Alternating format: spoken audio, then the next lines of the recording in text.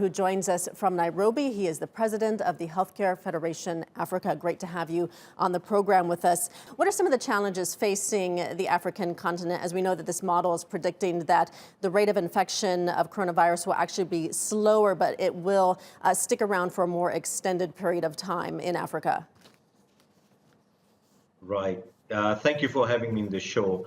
And I think it's absolutely right. The reason it'll stick around longer in Africa is just the nature of how the people in Africa interact. It's absolutely vital for people to go out. It's difficult for them to stay at home. To ensure daily livelihood, many people have to engage with the wider society. So social distancing, sometimes hand washing, sanitization, are all areas that's very difficult for us to have widespread throughout Africa.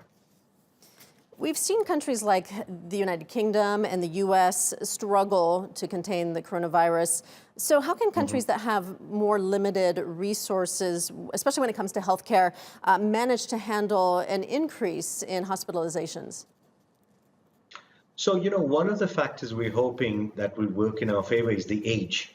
You've seen the United Kingdom, Italy, and US, that the older population tends to be the one that gets hospitalized.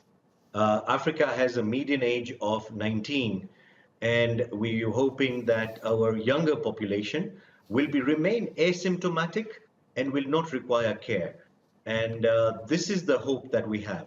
But the concern is very high, like you mentioned about WHO, mentioning over 200 million people getting this condition in Africa is actually really real, and we are really concerned on the morning of the outbreak in Africa. What's the larger impact here with increased hospitalizations because of coronavirus? How will this disrupt care when it comes to other illnesses that Africa is already struggling to manage, such as malaria, tuberculosis, and HIV? I think we're facing two phases. The first phase is everyone who has malaria, tuberculosis, and HIV are literally scared to visit hospitals right now. So everyone's keeping away. Once we clarify that, we shall get normalcy in treating those cases. But because of the first phase, we will see overwhelmed cases in hospitals when we start getting more patients coming in.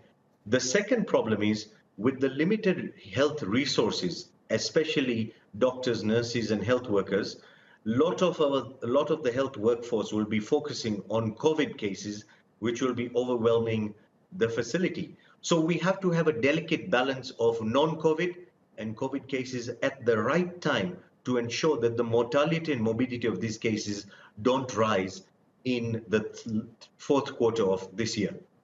So what can countries in Africa do to be better prepared, as we have this model saying that coronavirus will be around for a long time? And I mean, again, we saw in the United States and the United Kingdom becoming completely overwhelmed with cases.